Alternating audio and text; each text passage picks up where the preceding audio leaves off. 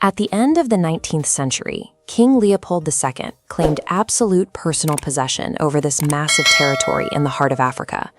It functioned as a private estate under his direct control, covering over 900,000 square miles.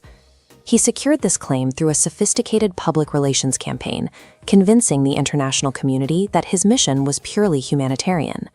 He promised to build schools, end the local slave trade, and bring the benefits of European civilization to the region.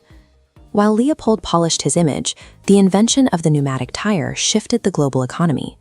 Manufacturers around the world suddenly needed enormous amounts of wild rubber to meet the exploding demand for bicycles and automobiles, and the Congo's forests were filled with rubber-producing vines. The global rubber boom transformed this remote territory into one of the most lucrative assets on Earth.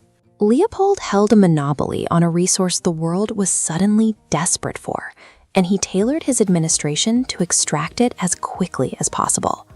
The outside world didn't know how that extraction worked until a British shipping clerk named E.D. Morel noticed a terrifying anomaly in the Congo's official trade locks. This chart shows the first half of what Morel discovered. When he looked at the export columns, he saw massive fortunes of raw rubber and ivory consistently flowing out of the Congo and arriving at European ports. But when he checked the import columns, virtually nothing of value was going back in. There were no commercial goods and no wages to pay the thousands of people supposedly harvesting this rubber. The only items being sent into the Congo in large quantities were military weapons and ammunition. A legitimate trading state balances its ledgers by exchanging goods for labor. This mathematical imbalance proved Leopold was running a massive, unpaid forced labor camp under the guise of a commercial colony. Because harvesting wild rubber from dense forests is difficult and dangerous, colonial authorities and private companies completely bypassed a traditional labor market. Instead, they assigned mandatory, heavy quotas to entire local communities. To enforce these quotas, the administration relied on the force publique. This was a colonial military force made up primarily of African soldiers, commanded strictly by European officers, and deployed to maintain the extraction system through violence. When villages fell short of the impossible demands, colonial agents used a brutal system of hostage-taking to ensure compliance. Soldiers would march into a settlement and seize women and children, holding them in stockades. They kept them locked away until the men of the community returned from the forests with enough rubber to secure their release. The entire economic engine of the Congo Free State ran on extreme coercion, turning familial bonds into a tool for state-sponsored extraction. This relentless pressure created the most notorious symbol of Leopold's rule, the taking of severed hands. This practice originated from a strict colonial accounting policy. Because imported ammunition was expensive, European officers demanded that soldiers account for every bullet they fired. If a soldier shot someone considered a rebel or a thief, they were required to provide a severed hand as a receipt to prove they hadn't wasted the bullet.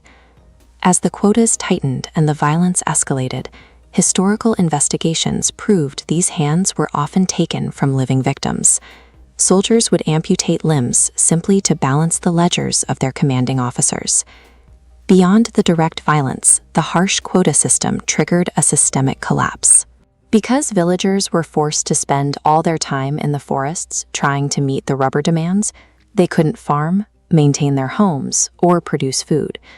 This visualization represents the resulting demographic collapse.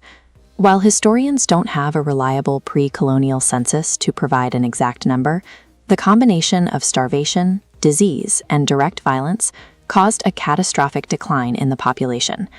The staggering death toll was the logical endpoint of a system designed to treat human beings as disposable tools. This level of demographic collapse was a structural feature of Leopold's ledger, the inevitable cost of prioritizing rubber quotas over human life. Eventually, the truth broke through Leopold's public relations wall. E.D. Morel's campaigning and a detailed 1904 investigative report by British diplomat Roger Casement documented the reality of forced labor and hostage-taking for the international public. At the same time, newly circulated photographs provided undeniable visual proof of the violence. These images sparked massive global outrage and placed intense pressure on the Belgian government to intervene. With his international reputation destroyed, Leopold II could no longer maintain his absolute grip on the territory.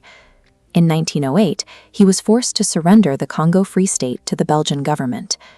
But while the king's personal control officially ended, the extraction did not. The territory was renamed the Belgian Congo, and harsh colonial policies and forced labor continued under new administrative structures for decades. Changing the name on the deed did not immediately cure a system built from the ground up to drain wealth from a subjugated population. The Congo Free State shows what happens when intense economic demand meets absolute political power, with zero accountability to the people actually providing the labor. It demonstrates how easily massive human suffering can be hidden behind noble-sounding concepts like progress, profit, or civilization. When we examine histories of economic expansion and rapid growth, we have to look past the top-line wealth. We have to stop and ask, who is actually paying the price?